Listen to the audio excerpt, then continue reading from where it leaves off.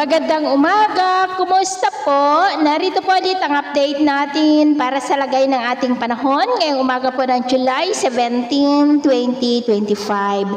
Sa ngayon po ay patuloy pa rin natin na binabantayan ang bagyong Krising na nananatili pa rin sa silangan po ng Southern Luzon about 463 km east ng Catanduanes.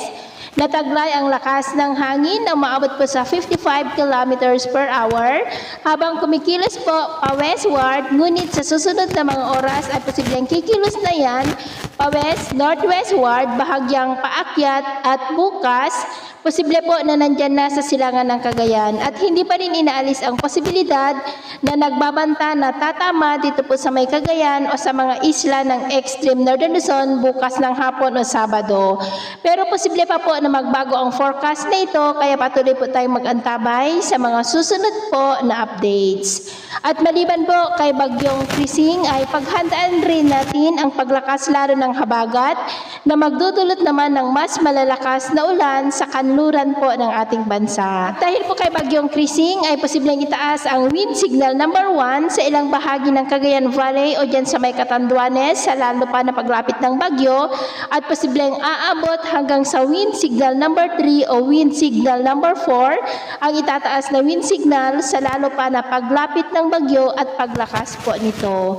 At sa lagay po ng ating panahon, ngayong madaling araw ay may mga isolated light to heavy rains na sa malaking bahagi ng Visayas, Bicol Region, Mimaropa, ilang bahagi ng Calabarzon, Metro Manila, Bataan, Bulacan, La Union, Surigao del Sur, Northern Mindanao, Zamboanga Peninsula, Sorsogon at Sulu Archipelago. At mamaya po ay sisikat naman ang araw sa malaking bahagi ng bansa pero may tsansa pa rin ng cloudy skies with isolated light to heavy rains sa malaking bahagi pa rin ng Visayas, Bicol Region, Mimaropa, Quezon, Bataan, Metro Manila, Cavite, Batangas, Zamboanga Peninsula, Northern Mindanao, Sorsogon, Dinagat Island, Siargao, Basilan at Hodosulu.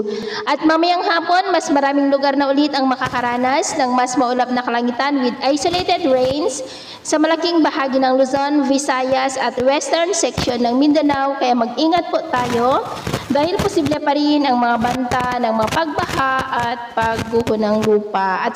At sa atin naman pong mga baybayin, maalon po ngayon sa baybayin ng Catanduanes at po sa kanlurang baybayin ng Palawan, ng mga alon dyan ay posibleng aabot hanggang sa 1.8 to 2.2 meters height.